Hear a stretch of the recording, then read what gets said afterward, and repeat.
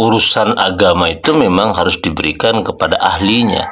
Jadi ahli agama itu ya al-alim, al-allama, orang yang pintar, kiai, ya, para cendekiawan muslim yang memiliki tanggung jawab terhadap ilmu agama untuk disampaikan kepada masyarakat, itu merupakan garda depan tersemainya ilmu agama di tengah-tengah masyarakat.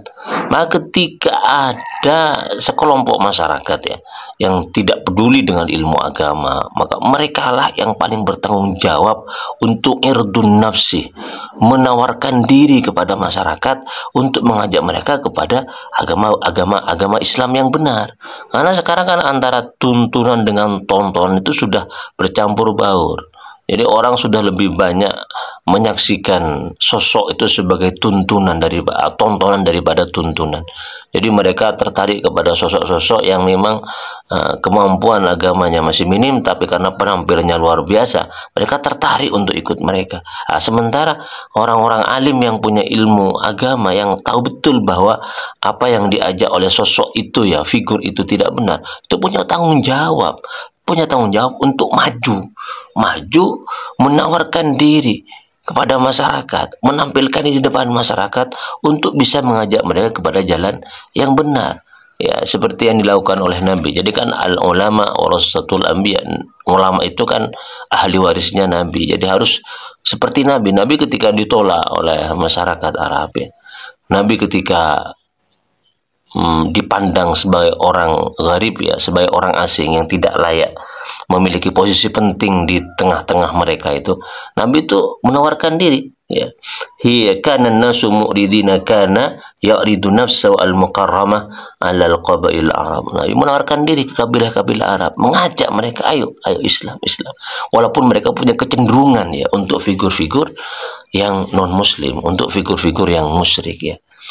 Nah, karena itulah dakwah itu tidak hanya dipegang oleh orang alim dari jenis kelamin laki-laki, tapi perempuan pun itu punya tanggung jawab yang sama. Al-mar'atu mukallafatun bid-da'wah musyarakatan lirrajuli fiha.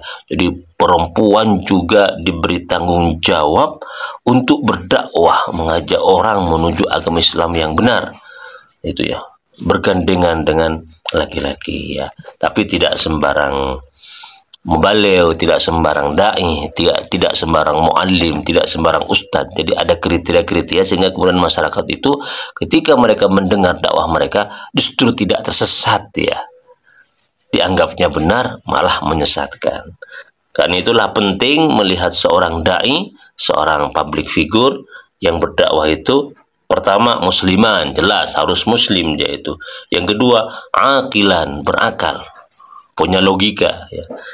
Yang ketiga balighan, baligh. Yang keempat aliman, alim, punya ilmu. Jadi kapasitas intelektualitas keilmuan di dalam Islam, keagamaan Islam itu bagus sudah. Ya, bisa dilihat dari gelarnya, atau bisa dilihat karya-karyanya, atau bisa dilihat dari pengakuan orang-orang syekh al-alim yang lain tentang kompetensi keilmuannya. Yang terakhir itu apa? Adilan, adil. Jadi kalau alim itu berkaitan dengan aspek intelektualitasnya, kemapanan keilmuan di dalam agama Islam, tetapi kalau adilan itu berarti berkaitan dengan aspek perilaku dan keimanannya, dengan spiritualitasnya, orangnya wara, orangnya suhud dan lain-lain. Ini berkaitan dengan kualitas psikis, kualitas dirinya ya. Sekarang kalau kemudian ada perempuan yang sudah akilan, muslimatan, alimatan, adilatan itu, apakah kemudian dia itu boleh berdakwah di hadapan banyak orang? Ya boleh lah, boleh, bebas ya, dengan ketentuan syarat-syarat yang sekiranya itu tidak menimbulkan fitnah.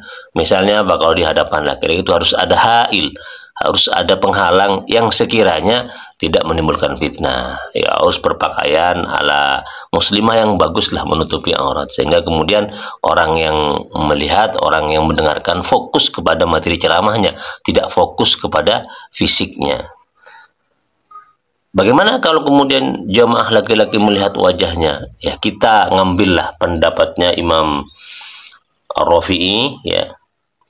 yang membolehkan melihat wajah perempuan asalkan tidak bersyahwat. Boleh nggak apa-apa, nggak jadi masalah. Lalu bagaimana dengan suaranya? Bukankah ada yang mengatakan bahwa suara perempuan itu adalah aurat yang tidak layak didengarkan oleh laki-laki? Ya, kita ngambil pandangan dari kitab Fathul Mu'in, ya, karangannya Imam Zainuddin Al-Malibari. Pada itu mengatakan, "Walaysa minal aurati as-sautu fala yahrumu sima'uhu." Ya, aurat perempuan itu, suara perempuan itu bukanlah aurat. Jadi tidak haram untuk mendengarnya, kecuali kalau mendengarnya itu bisa membangkitkan syahwat. Oke. Bisa dipahami mungkin dari hal ini, ya, bahwa dakwah itu penting sekali. Dan itu tanggung jawab orang yang punya ilmu, baik itu laki-laki ataupun perempuan.